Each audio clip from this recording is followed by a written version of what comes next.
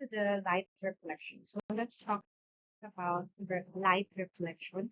So we have here the objective. So number one is describe what happened when light is reflected through the path of light ray as they are reflected. Identify and describe the following terms. What is the incident ray?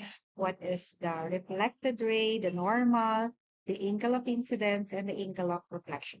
So also we have to relate the angle of incidence and the angle of reflection. Distinguish between the diffuse and specular reflection. Locate the image in plane mirror and explain how reflection can be used in everyday objects. So light travels in a straight line. So these straight line paths are the called rays. Kapag ang ilaw ay tumama sa salamin, ito yung tinatawag natin na rays. Lights also through the shortest passes as possible. So when we approximate the treatment of light in which light waves are represented as straight light waves, we call it the geometric optics.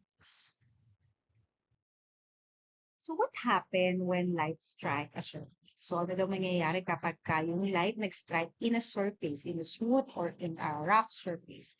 So some of the light reflected, of course, as evidenced by the laser activity, while others are transmitted or absorbed. Okay? So this behavior of light to bounce as it strikes the surface is called a reflection. Kapag ang light ay nag-bounce back, ito yung tinatawag nating reflection. So as a result, it enable us to see the images being reflected from a surface. So makikita natin yung images being reflected. So as the light approaches a reflecting surface, it obeys the law of reflection. So meron tayong tinatawag na law of reflection.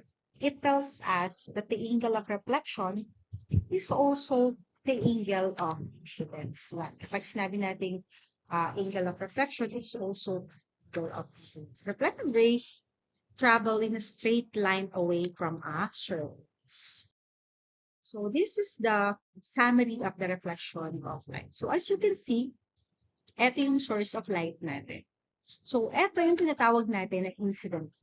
Okay? So kapag tumama tong incident ray dito sa smooth surface, automatic yung kanyang reflected ray ay ito. Ito yung kanyang reflected ray. At ang pinaka-law about this one is kung ano yung angle ng incident is also an angle of the reflected ray.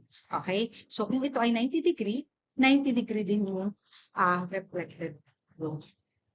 Parts of the reflection we have here, the incident, ito ay tinatawag natin incoming light, the reflected ray is the bounce back, the normal or the perpendicular line, ito po yung perpendicular line natin, ito yung talagang normal. And then, pinaka-longa nito is kung ano yung degree of angle of incidence is also the same with the angle of reflection. We also have here the types of reflection. Meron tayo tinatawag na specular and diffuse. So when you say specular, this one is a smooth or the clear image na tatamaan ng ating light. And kapag sinabi naman natin diffuse or rough, this one is scattered. Okay? So kung makikita natin, kapag specular or smooth, kung ano yung tama ng incident ray, the same with the reflected. Pero kapag rough, ang tinamaan ng ating incident ray, it's not the same as reflected.